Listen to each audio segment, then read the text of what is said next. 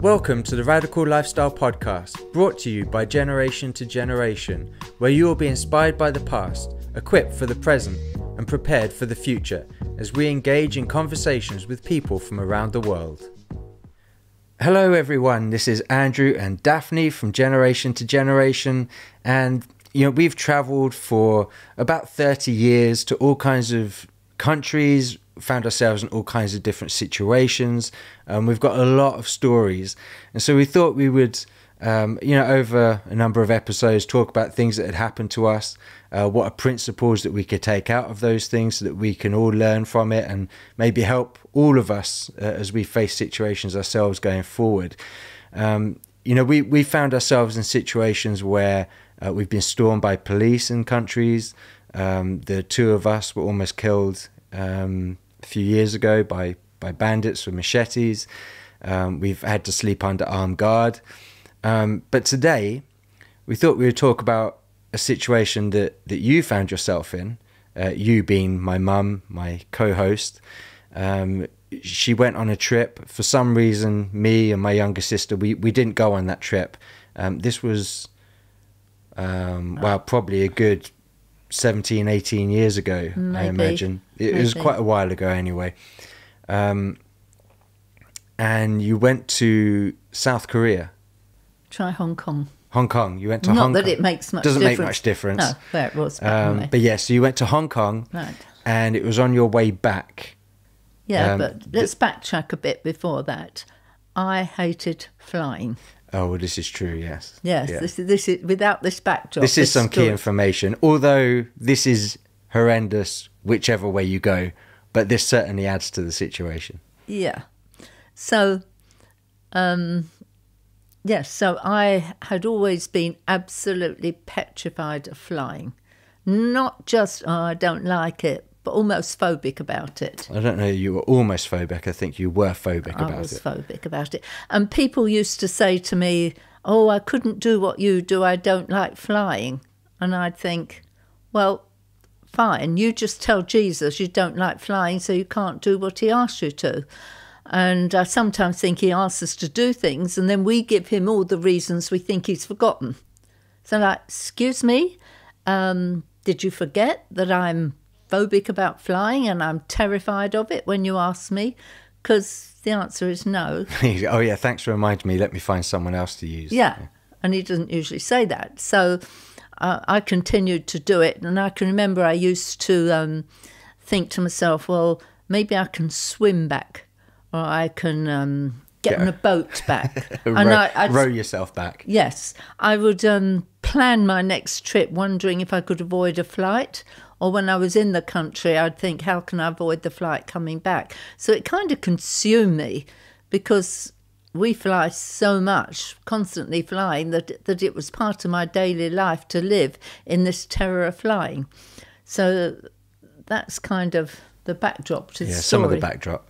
So you were, there's nothing unusual about this trip other than you went on your own, and normally none of us travel on our own. There's normally at least one other person with us. Yeah, I don't know why this time. In fact, there was a lady who was going to travel with you, and last minute something came up and she had to pull out. Yeah. And so that's why you found yourself at the last minute with no options but to go on your own. Right. Trip goes well, you jump on the plane, and you're flying back to England. Yeah. Okay. And you get to a point on the plane, and if any of you are like me and you at best don't like flying, at worst you feel like I felt, it gets to a point where the pilot comes on and he says, ladies and gentlemen, in half an hour we will be landing at Heathrow. Or wherever. Wherever. And when he says that, you think, internally you've landed. You've landed. Like, okay, he thinks we're going to land, it's all going to be okay, we're going to be there. But I want to backtrack and say that I don't think this is anything to do with a spiritual thing, particularly. It's illogical. So if you'd said to me, are you afraid of the plane crashing? I'd be like, I don't know that I'm afraid of the plane crashing. I don't know what the issue was. But when they say, ladies and gentlemen, in 30 minutes you're going to land at Heathrow, as he did then, it's like, joy of joys. we're home and dry, we're going to be on dry ground and all is going to be well. So the illogical part is your fear of flying. You had no reason to be fearful of it. No. Yeah. If I did, I'd have dealt with it. Which is so often, whatever fears we have, often they're illogical. Right. They don't make sense. Although there are some that definitely do. But for the most part, we're scared of things that we don't really need to be scared of. Right. So here I am, and I'm waiting for the sound of the engines to change as we come in. And I saw a couple of air hostesses hurrying through the plane. And I thought, don't usually walk that quickly. But I really didn't take any notice. Right. We've travelled so much that you can notice little things that don't normally happen. Yeah. And so they were hurrying through.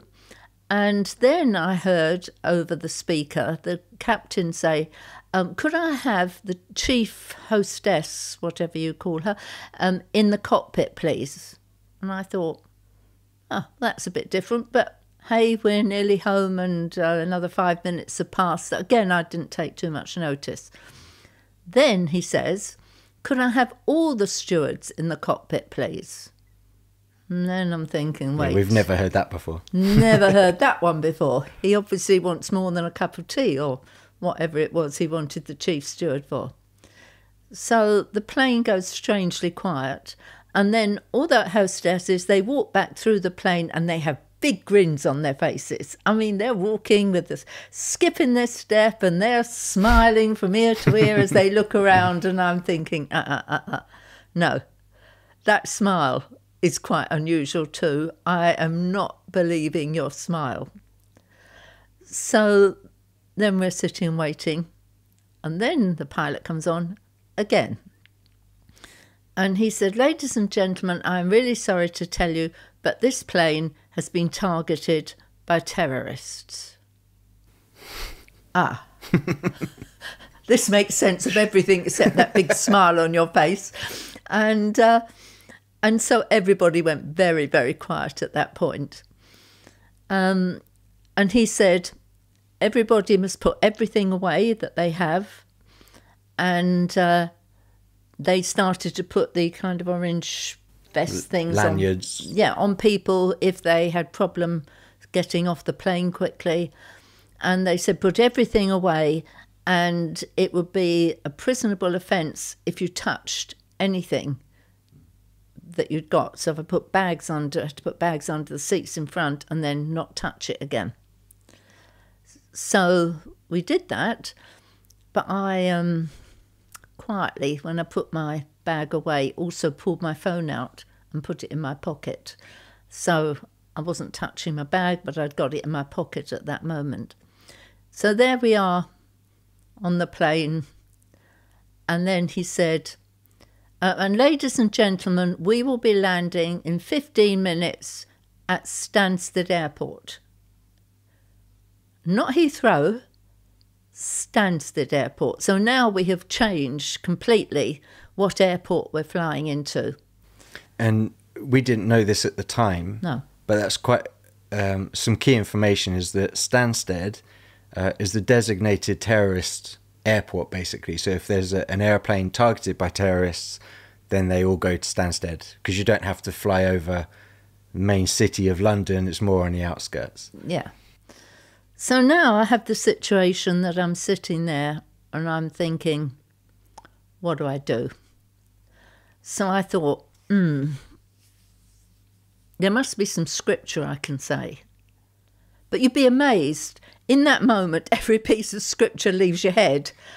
It's like when you play a game or something and you say, right, you have to tell me 10 animals in 20 seconds. And suddenly on the spot you have to think of these animals. I mean, there's endless animals, but you struggle to think of them because you're under that pressure. Right. So I'm thinking a scripture. And I thought, take every thought captive. Now that's a good one. Yeah? That's a good scripture. What next? And then I thought, there must be some about peace somewhere. Somewhere in the Bible there's some scriptures about peace. So again I'm thinking peace, which scriptures are there about peace? And Either peace of God, which passes all understanding. Yeah, sure, don't understand this, but peace. So I'm thinking like this. My brain is going round in circles trying to find some relevant scripture. Well, then we begin to come into land. And I look out the window and there's floodlights everywhere. And as you landed, you could see police dogs, you could see police, you could see fire, you could see ambulances. I mean, the whole thing was on high alert. And so the fact that we landed on the ground didn't have a huge impact in what was going on, because everything was still like something is very, very wrong here. Mm-hmm. But we're on the ground. Meanwhile, what were you doing? Well, I assume you'd managed to send a message somehow to someone else in the family, one of my older sisters. And so I then get a call. I think it was probably, might have been like 6:30 in the morning. And so I answer the phone, and one of my sisters says, "Hey, Andrew, everything's okay." So as soon as you hear that, you know that everything is definitely not okay. And so I'm going, okay, right. And she said, well, Mum's plane was targeted by terrorists. So I'm going, okay, doesn't sound okay to me, right? She said, well, the plane's landed, but just wanted to let you know what's going on. But Mum says she's fine. So I get up and I go downstairs and I turn on the news, and I see on the news your plane sitting on the tarmac. So I'm now kind of watching live what's happening with you and your situation. Yeah, I didn't wave out the window because I didn't know you were watching, but I could have done. So then they say to people, they're going to call out seat numbers, and you couldn't get up until your seat number was called. Neither could you touch anything of yours on the plane still, so you had to leave it there. And I didn't know, because I was by myself, but they were splitting people up who came together, or family members. So if you'd come with me, you'd have been put on one bus and I was put on another bus, and we were taken into the air terminal. So they were calling out that row and then splitting that row up and sending them to different places. So yeah, if you were travelling as a family, then you would have all or been maybe sent they different did it places. by names, I don't know how, but because that didn't impact me because I was by myself, but I found out that afterwards. So we go and we're put in different rooms, and people from different families were put in different rooms. Now, I have to say that the airline were amazing. I mean, they brought in sandwiches and diapers or nappies for babies, asked if anybody needed medical attention. They were amazing. But the worst thing at that point was the attitude of so many people was awful. I mean, awful. Being terrible to the police, terrible to the airline. And I was just grateful we were still alive. And so we were taken into this room. Now, I think this was about 6 a.m. And we could not leave the airport till 6 p.m, something like that. Where they gave us vouchers for taxis, etc., to take you home or back to the airport to get your baggage, because you're in one airport and, oh no, your baggage came with you. No people meeting you, whatever. So anyway, it turns out that there was a threat to blow up the plane, either from somebody on it or from outside, and that was the incident that came up. But afterwards, they looked back and they said, we still don't know whether that was legitimate or whether it was a hoax, somebody doing it. But I tell the story like this because during the whole thing, you don't know that. You're living this thing. Yeah, this is a real situation. This is a real, and it was a real situation, yes.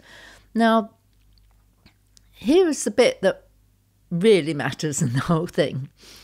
The next day, it was headlines all over the newspapers, flight of terror. And I looked at it and I thought, how the press exaggerate. I mean, they just blow things up. It wasn't a flight of terror. Why did Probably they a say bad that? choice of words there. Pretty poor choice of words. What? Where the media just blow things up. Yeah, poor choice of word. And so They exaggerate everything. So I was a little bit annoyed with the press for making it into something I thought it wasn't. About 2 days later, I thought back and I thought, maybe it was a flight of terror for everybody, but it wasn't for me. And the good news out of all this is from that moment onwards, I have had zero fear of flying. I mean, zero fear. I hardly notice turbulence, well, unless it's really bad when everybody's noticing it. But I think what I take away from this is, you may think of situations that you say, well, if God put me in that situation, I don't know how I'd handle it. Or if God put me in this situation, if I have to face a situation, I would never handle it. And the truth is, you do not know how you would handle it until you're in that situation. You know, we look in the Bible and see people thrown to lions' den, or we see them stoned, and we think of the rise of persecution today, and we think, I don't know how I'll handle it. Well, the truth is, you don't know how you'll handle it. Because if you had said to me I was going to be in that situation... Yeah, I mean, at that point, even just the mention of turbulence would send your palms sweaty. Yeah. So, yeah, the thought of you actually being in this situation is, well, for anyone, it's just crazy. And to think that it would then cure you of the fear. I mean, there's that phrase, isn't there? Face your fear. In order to cure yourself of it. Now, I'm not recommending that everyone scared of flying goes and finds a situation, but yeah, it's crazy. And like you said, now it's not like you enjoy flying, but you're not scared of it like you were. And I think people say, well, His grace is enough in the moment. And I used to think, yeah, I understand what you're saying, but what does that look like? And His grace is enough in the moment, and you don't know what it's going to look like. And I think while we need to be prepared for things, we can't actually think that we can pre-plan it, or we can think what we will do. I mean, we had another situation which showed that, didn't we, when we were in the Ivory Coast? We've had a lot of situations like this. I don't know that we want to go into this one. We want to save that one for another episode, I think. But I know that just to tease people, there's more coming for you to hear.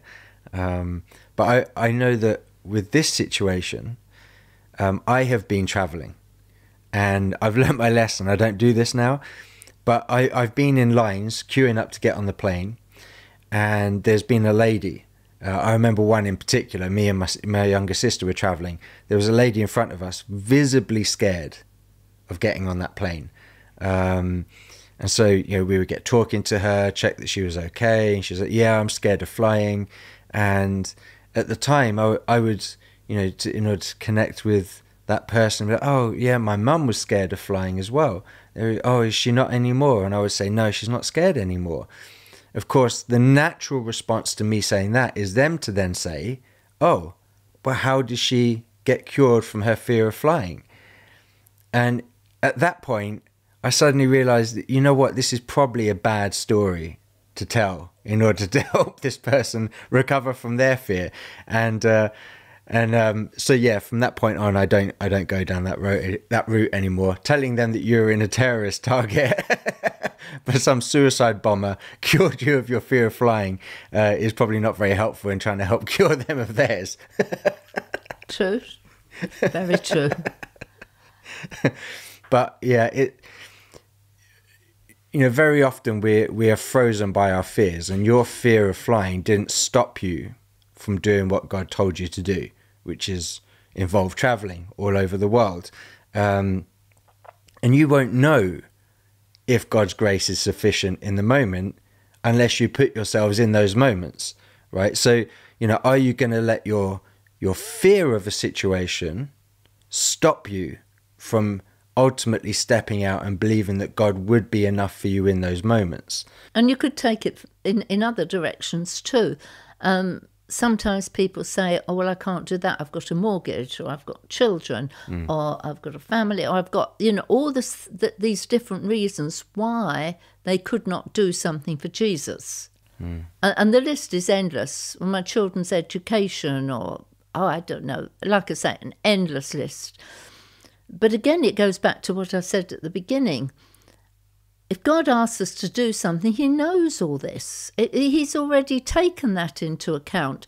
And it goes further than that, is we already have the list why we can't do something before we even come to Jesus to hear what he would like us to do. So we've already given him, don't ask me something that means I'm going to have to trust him for my house payment, or going to have to trust him for my children's education, or you've got the little list, and you come into Jesus saying, so here's the things you cannot ask me to do, or the situations you cannot put me in. Now what do you want me to do? Which is like craziness, really. Total craziness, because he knows it all.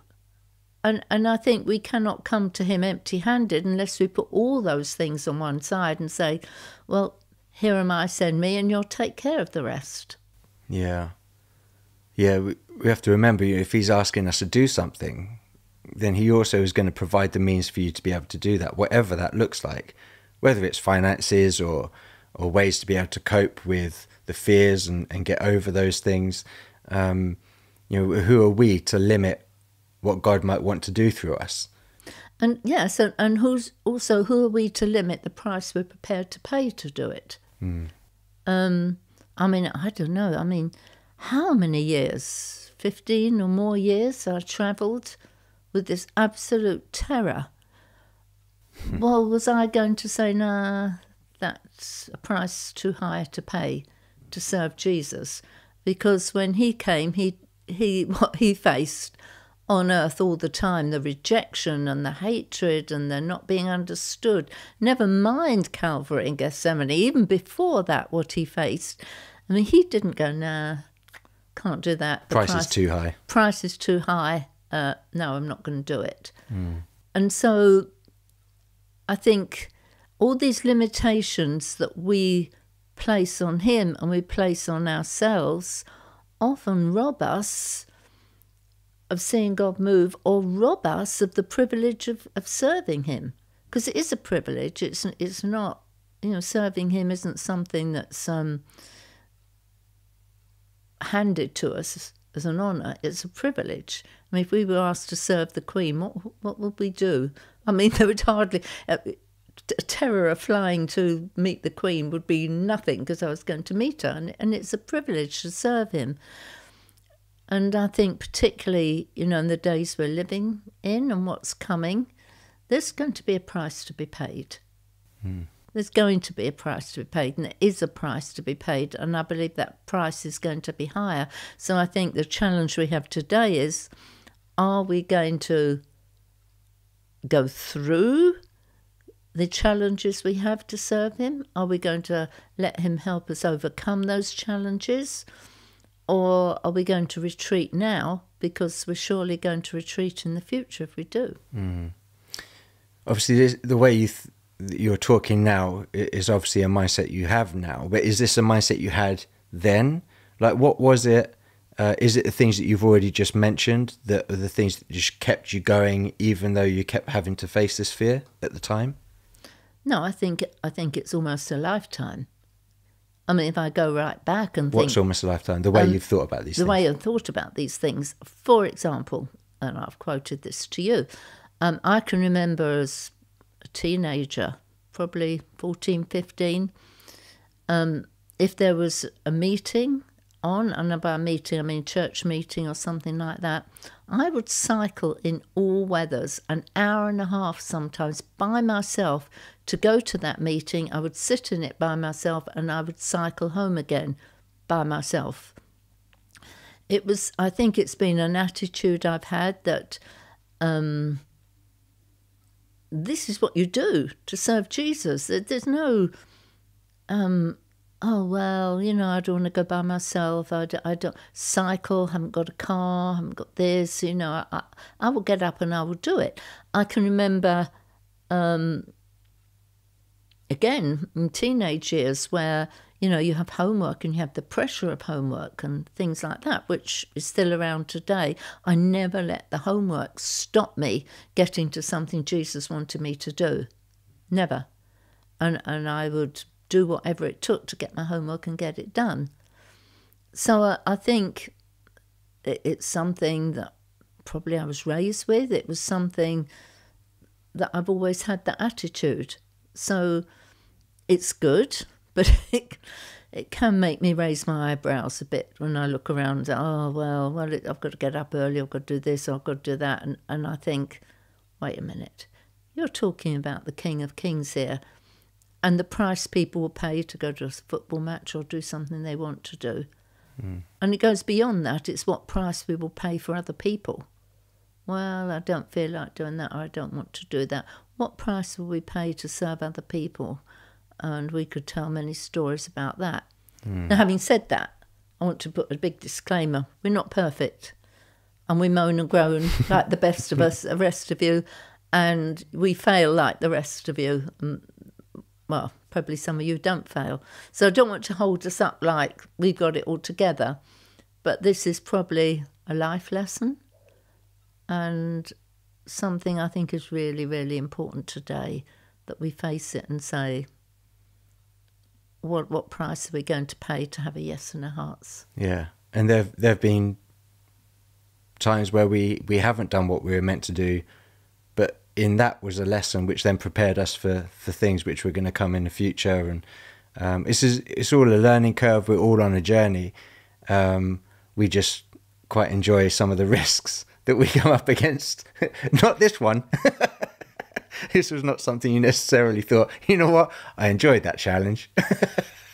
We just look back at it and go, wow, okay, you know, this really actually cured me and has made the years after a lot easier in terms of the travel and going to places. And like we alluded to earlier, there's more stories that we're going to go into and talk about, things that we learnt through them and that helped us going forward. Again, thank you for everyone listening or watching, wherever you're listening to these things. We're really thankful. Please, if you can help spread the word, pass these around, whatever episodes they are, that if they impacted you, maybe they'll impact other people. Either like the videos or comment. We'd love to hear from people, things that you're getting from these podcasts. We'd love to have some comments and feedback like that, yeah. So feel free to engage with us. We'd love to hear from you. And, you know, just by watching these videos through or liking, they really do help to spread the word, especially in an age where a lot of the big tech are trying to stop voices that are out there. And I know we've had some guests that have been banned on certain platforms. So you being involved, being a part of this community, we really appreciate it. Thank you so much. And until next time, we'll catch you later. Thank you for listening to this episode. If it inspired you, please rate us and subscribe on Apple or Google Podcasts, Spotify, or another podcast platform.